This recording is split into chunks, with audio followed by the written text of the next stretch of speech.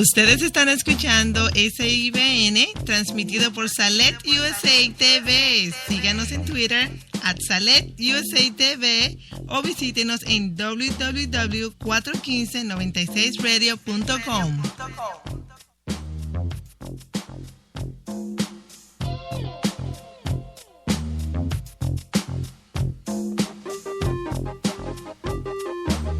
Hardcore motivation, baby. Daily inspiration, sugar. Spiritual foundation, brother. That's what you got to have when you're rolling with the coach on DCC. We offer it every day, Monday through Sunday, man, right there at www.415-96 Radio. That's right, www.415-96 Radio. Hardcore motivation, daily inspiration, and your spiritual foundation from the coach. Y'all got to tune in. Follow me on Twitter at SelectUSATV. Come on, Instagram followers. Thank you so much. Follow me there at SelectUSATV. And don't forget Facebook.com at SelectUSATV as well. And we have a show page. Don't forget the Coach's Corner on SIBN Radio on Facebook. Whatever you do, tune in. Hardcore motivation. Tune in. That's right. Damn. I want to ask you a question. Who's coaching you? Who's asking you the tough questions? Who's telling you, man, you're the common denominator to all of your issues and challenges? Who's telling you, man, all day long you become the magnetic pulse that attracts to you both good and bad? I want to be your life coach. I want to be the one that cheers you on to the finish line. I want to be the one that you ask the tough questions. And it doesn't mean that I have all the answers, but that means that you have a partner, someone who believes in you, not the you see right now, but the you can't imagine, the you that you are to become, the you are destined to be. I always say we both need the positive and the negative. It's not enough to have the knowledge of the matter, but we must have the wisdom as well. For wisdom settles it. And that's what I want to offer you as you join me on the Coach's Corner. I want to offer you the wisdom of the matter. Maybe it might be relationships, talking about our campaigns for more, for life, the dark room of our subconscious, our spiritual journey. Whatever it is, I want to be there to encourage you, to build you, to challenge you, to cheer you on to the finish line. I'm qualified to do this. Why? Because I'm you. Welcome to another edition of the Coach's Corner right here on SIBN Radio. My name is Marcus Saletta, a.k.a. The Coach, and thank you so much for joining us for today.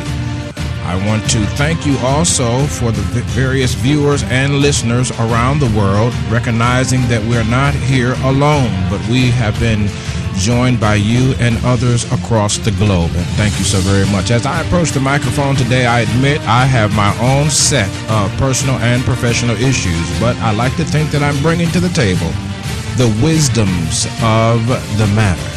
And I trust that I can earn the right to speak into your life. Today we're going to continue our series, Growing Up Black, and talk about the roots perspective, what happened in 1975, 1976, after I watched Roots, and my efforts to understand what was all the fuss about between black and white. And I appreciate you stopping by. Don't forget now to download the various radio casts, webcasts, episodes, webisodes, whatever you want to call them, so that you can have them for your archives. And also follow us there on Facebook, facebook.com/SelectUSATV, and Twitter at SelectUSATV. Thank you so very much. Let's get to work.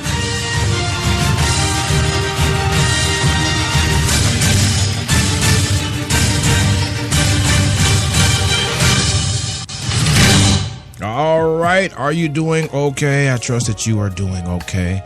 Trust that everything in your life is going according to the potential, the plan. Work the plan and plan the work, and you should be okay. And I want to encourage you today that there is nothing that is impossible if you believe. The challenge is to check our belief system. Check ourselves before we wreck ourselves. Listen, we're continuing these mini-series, Growing Up Black, as I have shared with you many, many things. And I want to go right into what happened in 1975. I think it was 1975 or 76. It was the era of Roots, Alex Haley's mini-series on television that aired, as I had shared with you. And if you have not listened to the Growing Up Black series prior to this one, you should listen. But I had shared with you that I had been accused by a white teacher in junior high school of attacking him. And because I did not know how to manage my anger, I was unable to defend myself, even as a kid, successfully, and thereby sentenced under the Governor James Rhodes programs for black boys, which was not good anyhow, but sentenced to 6 months in a state reform school there in Maumee, Ohio. And I stated that I was so angry and so irate that I stayed there about a year and a half when the sentence was supposed to be just a few months, several months, but definitely not more than 6. And then I shared with you that Jarvis, a white kid my age, in one of the wings, encouraged me to accept Jesus as my personal Savior as we were sitting there in the chapel, and the chaplain had given the invitation many times for those kids that wanted to come down and experience the walk and the love and the journey of God. And I one day conceded and walked down that aisle and gave my heart to Christ. And Jarvis was a very interesting young man. He kept me calm. He would be the one whispering words of comfort in my ear that it would be okay. I think I might have been around 11, because I left when I was 12. When I left the facility, I was 12 years old. And so I believe that year was 74, 76. So right after giving my heart to the Lord, I went back to the dorm, excited, as any new believer would. And I saw a group of kids gathered around the television. I thought it was an Elvis performance, because often they would gather around the television to watch Elvis back in those days. And come to find out, it was a new series, all black cast, for the first time ever on national television, all black cast. When I inquired about what it was called Roots. And it was the story of Black America, the Negro. You know, our names have changed whenever white folks get ready, whenever the sociologists get ready, psychologists, whoever they are, they change our names from Negro to African American to Black now, you know. But anyway, I remember sitting there stunned, absolutely stunned. And to this day, I don't know if I could watch Roots again, because it stirs up the soul of me that was lost from a historical perspective. But in essence, as I shared with you, I was trying to come to grips with what all the fuss was about between the races, because I grew up with whites and blacks. I experienced the white flight in our neighborhood. I saw the race riots. I witnessed myself being disproportionately accused and sentenced as a youngster, 10-year-old, 11-year-old child, fighting for what I thought at the time was my life.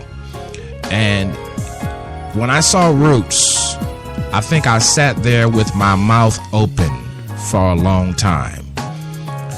And I said, so this is what the fuss is about. After the break, we'll talk more.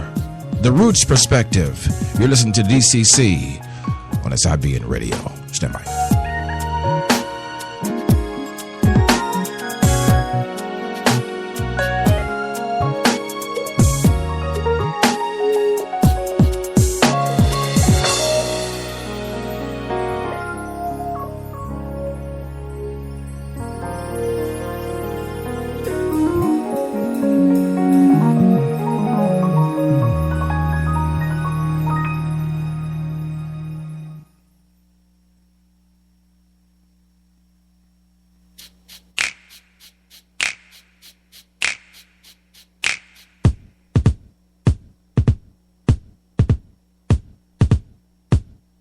SCGPW. That's right. The Media Club of the Select USA TV iBroadcasting Network has now opened its membership to the public. If you're looking to join a media club that has credibility and impact in the community online, then you want to join SCGPW. That's right. Visit www.WeSupportSelectUSATV.com.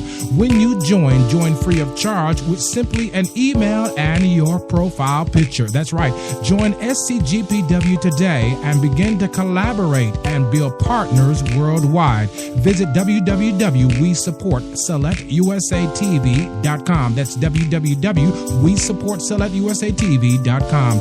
Visit SCGPW, the club for all media matters.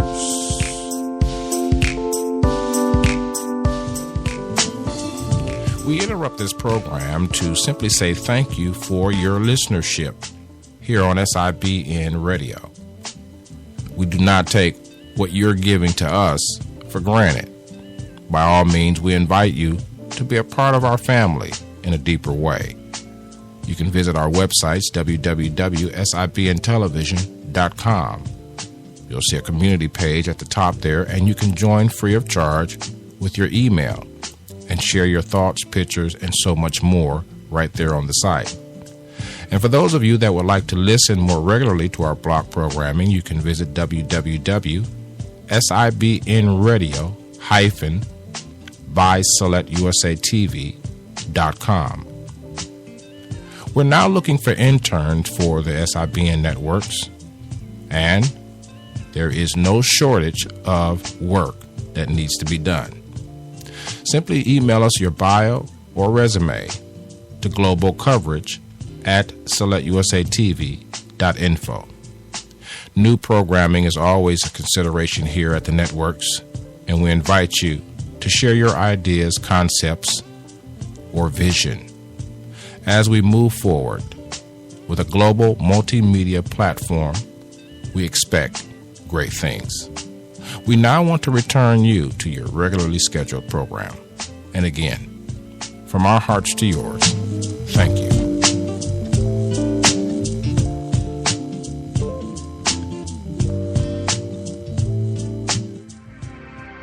You're listening to SIBN Radio on the Select USA TV iBroadcasting Network. You're listening to SIBN Radio. Well, thank you for joining us. We're talking about the roots perspective. And I tell you of a truth, my mouth was sitting there. I was sitting there with my mouth wide open when I saw what the African American community had hailed from. I could not believe my ears, neither could I believe my eyes, because hitherto, to that moment, an all-black cast had never been seen on national television to my knowledge. And I just didn't understand that a people could be bought and sold. People could be whipped and beat, raped, and thrown away like trash. And so as I struggled inwardly with my racial imbalance perspectives, I tried to comprehend, I tried to put in perspective the valuation that seemed to be lost by a people who were owned by slave owners. And so then I began to put two and two together and realized that the African American people, estranged from our land, stripped of our resources, snatched from our mama's arms in many cases, raped of our innocence, stolen from our villages, neglected as we traveled from the motherland to the United States of America. This information at 11 years old shocked the hell out of me. Perhaps my anger that I experienced was due to the great question mark. What is all the fuss about black and white about. I must admit to you that I felt cheaper than a pack of candy in a dime store. I felt less than valuable than I was from being locked up from an injustice. Of course, nobody marched for us children back then, not to my knowledge. So I sit here in the reform school, the state reform school, having now rendered my life and surrendered my will, if you will, to this invisible Christ, having embraced what I understood to be the gospel. And yet, my eyes and my ears, my emotions is fixed on roots. And that perspective changed my life forever. I think after that, I was just simply angry at white folks. I was angry because I discovered the undiscoverable. I was angry because who would dare to purchase a people and sell them on the block? And then I could equate what my father was talking about. Son, when you leave this house, you are going to be looked upon as a thief, as a thug, as a hoodlum, as a lazy one, as one who does not commit to excellence, as one who does not believe or value education, as one who will resort to criminality to feed or take care of his or her family. So now I understood. Wow, wow, wow. So this is what the fuss is about. And as the president said, of which many pundits say he had no right to enter into a conversation about race after the Zimmerman trial, he said that every generation communicates and resolves race issues better. But sometimes that better seems good on the outside. But I wonder what it feels like when a bunch of kids at 10 or 11 years old discover they were bought and sold on the block. Take a small break, be right back. This the coach.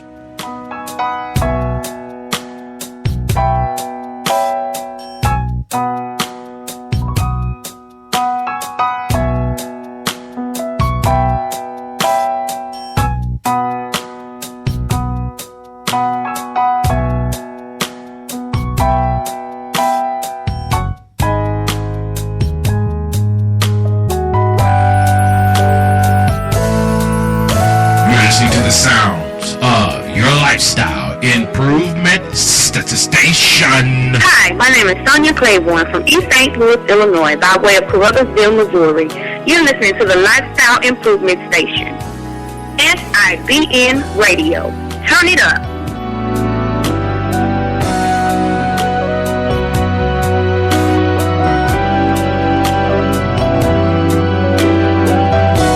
The Roots Perspective. What do you do when you find out that your life was not as valuable as you thought? I already had been struggling with depression and anger, had already been struggling with, oh my goodness, anxiousness, being overwhelmed by being accused. But Roots finally put into perspective, and I'm not sure what the perspective was. I'd have to tap deeper into the pain of the moments of that season to be able to articulate without bias the truest feelings from these revelations. But suffice it is to say that we are a people still bought and sold. If you pay us enough money, we will sell out our own people for the sake of success. Some folks seem to think that just because it's successful, it's right. But I think, and I beg to differ, that the African American community is still on the block, sold to the highest bidder for the most part. Whoever can get over, whoever can make millions and billions of dollars in the name of pop culture, pop music, and beyond, well, those folks qualify to be our leaders. Those folks qualify to be our icons. But it wasn't that way in the story of Roots. The people that were our icons and heroes in Roots were the people who stood for what was right, that protected not only themselves but the people around them. And the struggle of African Americans was conclusive. If one suffered, all suffered. And if all suffered, one suffered. We have lost that of sorts. As a nation of African Americans, we have allowed the sociologists to predict our path. The numbers don't lie, folks. At the end of the day, we have more fatherless homes. Where are our men?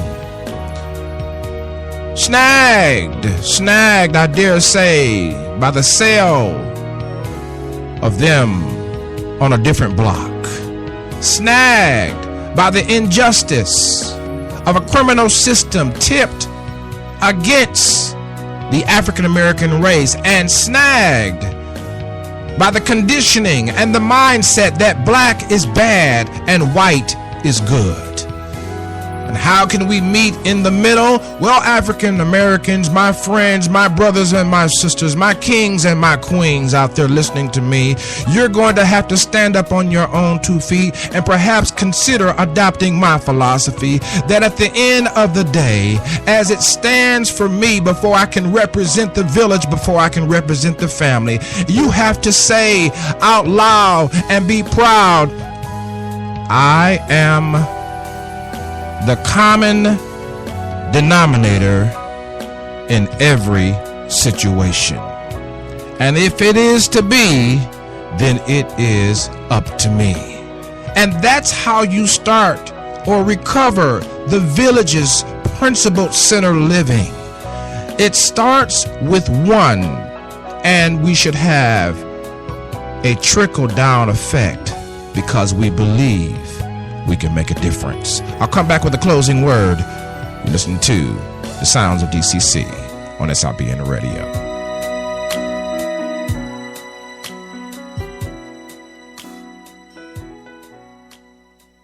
I need you to realize and accept that there is only one philosophy that I have embraced under the Coach's Corner's umbrella, and that is that we are the common denominator in every situation.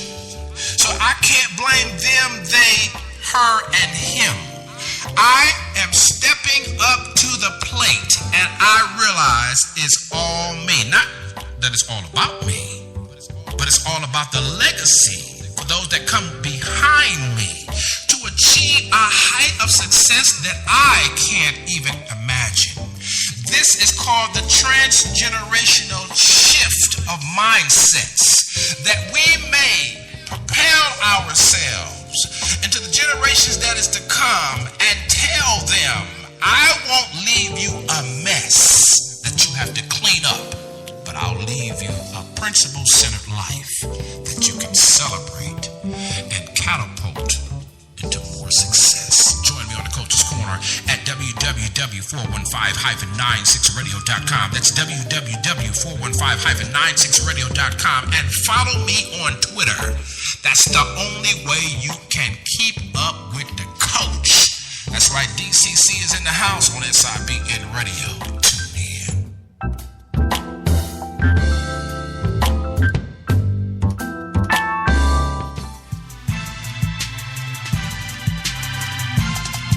Responsible, accountable. Who taught you that? My daddy taught me that. That's right, the new book all the way from Asheville, North Carolina, representing the legacy of Benny Lake is Keenan Lake, the author of My Daddy Taught Me That, the book and the program for young men in Asheville, North Carolina, and throughout the region. Tune in to the program, the project, and the book at My Daddy Taught Me That myDaddyTaughtMeThat.com. For more information, email lake@myDaddyTaughtMeThat.com or call 828-582-2261. That's 828-582-2261. myDaddyTaughtMeThat.com.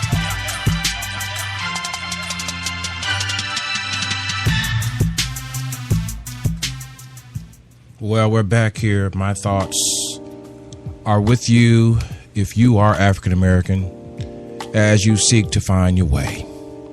Some of you think you found it because you have groups of people that run with you every day. But I submit to you that as a nation of people, we have a long way to go. Not that we need someone else to grant us the rights, the privileges of the human experience. But we need ourselves to regroup, to rehash what it means to be a village, what it means to stand in arms together, love and acceptance, unconditional mercy distributed throughout us all, for the criminal as well as for the victim, for the mother as well as our irresponsible father, for the educator as well as the irresponsible student. We have divided ourselves. We have placed at the pedestal heroes that others accept and some do not. But in the African American perspective, everyone in the village is a hero. Everyone in the village has potential. Everyone in the village has value. And when one contributes the smallest of efforts, it makes for the whole. When will we embrace and understand that we as a people were stripped not only of our cultural identity, but even of our resources? There is no repercussions per se. Financially, there is no restorations that will ever be paid to the African American community. It will have to pay itself. It's the same as the job that you're dissatisfied with. If you're dissatisfied with that job, then no one else but you has to take the initiative to either look for another or start one where you can hire folks and treat them like you believe folks should be treated. What are we waiting for? Who are we waiting on? No more do we have to depend upon government subsidies. We could elect to boycott any help because the Republican Party assuredly is moving in that direction boldly as they proclaim they don't want to say it this honestly, but they are not interested in helping anybody. They don't care if you're immigrants. They don't care really if you are down on your luck, as some would say.